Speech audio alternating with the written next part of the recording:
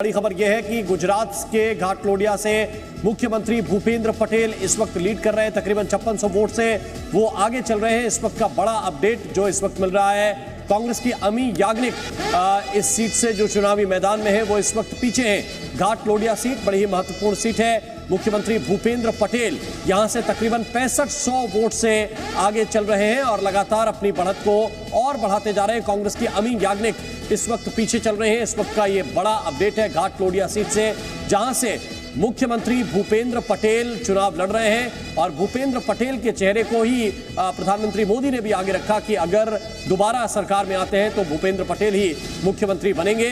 और भूपेंद्र पटेल घाटलोडिया से मुख्यमंत्री जो है गुजरात के, वो इस वक्त आगे चल रहे हैं। 6500 वोट का अंतर उनके और कांग्रेस प्रत्याशी के बीच में है। इन सब के बीच ये देखिए 182 सीटें जो है गुजरात में, उनके पूरा ओवरऑल जो डेटा है वो क्या कहता है। 5 सीटें ऐसी हैं जहां पर निर्दलीय, 147 सीटें ऐसी हैं जहां पर बीजेपी, 24 सीटें ऐसी हैं जहां पर कांग्रेस, 6 पर आम आदमी पार्टी लीड कर रही है। आम आदमी पार्टी शुरुआत में तकरीबन 10 से 11 सीटों पर लीड कर रही थी, लेकिन अब लीड घट गई है और 6 सीटों पर ही वो आगे है और 5 सीटों पर जो निर्दलीय उम्मीदवार हैं या अन्य पार्टियों के जो उम्मीदवार हैं वो इस वक्त लीड कर रहे हैं। और ये कहानी कुछ नई गढ़ने जा रही है बीजेपी, क्योंकि इससे पहले 1980 में एक बार ऐसा हुआ है जब चुनाव हुआ, तब कांग्रेस पार्टी ने चुनावी नतीजों में 141 सीटें पाई थी और उसके बाद से ये रिकॉर्ड कभी टूटा नहीं है।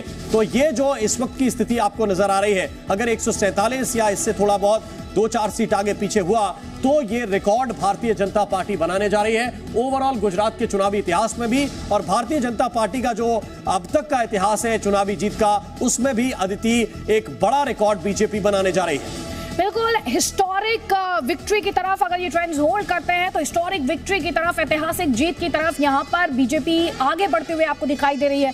लेकिन एक सवाल जो बार बार पूछा जाएगा, ये पहले दर्शकों को एक बार फिर से जो पूरी स्क्रीन है वो एक्सप्लेन कर देते हैं। गुजरात की टैली अभी आपको राम ने एक्सप्लेन कर दी, नीचे आप हिमाचल प्रदेश की टैली देख रहे हैं। ये ट्रेंड्स हैं जिनमें बीजेपी अब 31 सीटों पर लीड कर रही है और कांग्रेस पार्टी जो है वो 33 सीट्स पर लीड कर रही है। लेकिन किसकी टैली इस वक्त ऊपर जा रही है? जो अदर्स हैं, जिन्हें लेकर हम लगातार यहाँ पर चर्चा कर रहे हैं। क्या ये किंग मेकर साबित हो सकते हैं? क्या इनके पास यहाँ पर कुंजी है? क्या ये यहाँ पर दोनों पार्टियां जो हैं जिनमें नेक टू नेक फाइट यहाँ पर देखने को मिल रही है, कांग्रेस पार्टी जिसने कि ओल्ड पेंशन स्कीम पर एक बहुत बड़ा दांव खेला, और बीजेपी जिसने डबल इंजन की बात की, जिसने ब्रांड मोदी की बात की, जिसने केंद्र और राज्य सरकार की योजनाओं की बात की। इन दोनों में से अगर ये मेजॉरिटी मार्क हासिल करने में फेल हो जाती है तो ये जो अदर्स हैं ये काफी क्रूशियल भूमिका में यहाँ पर आ जाएंगे। लेकिन प्रदीप कौशल जी, जो स्टोरी हम गुजरात की दिखा रहे हैं जिसमें कांग्रेस पार्टी 24, आम आदमी पार्टी 5, ये क्या बता रहा है कि ये विपक्ष लगातार ये कहता रहा कि नरेंद्र मोदी के खिलाफ या बीजेपी के खिलाफ गुस्सा है, बेरोजगारी, महंगाई की बात बार बार उठाता रहा, लेकिन बावजूद इसके या तो उस गुस्से को एनकैश नहीं करा पाया या फिर एक ऑल्टरनेटिव प्रोवाइड नहीं कर पाया। देखिए, जो विरोध हुआ भाजपा का, आलोचना तो स्वागत योग्य है, वो लोकतंत्र में स्वीकार्य है, लेकिन एक तो जो गाली गलौज है, जो वाणी का संयम है, उसकी बड़ी आवश्यकता है। तो वो गाली गलौज जो है वो उसका विपरीत प्रभाव पड़ता है। तो कांग्रेस ने कुल मिलाकर के एक कोई नैरेटिव भाजपा के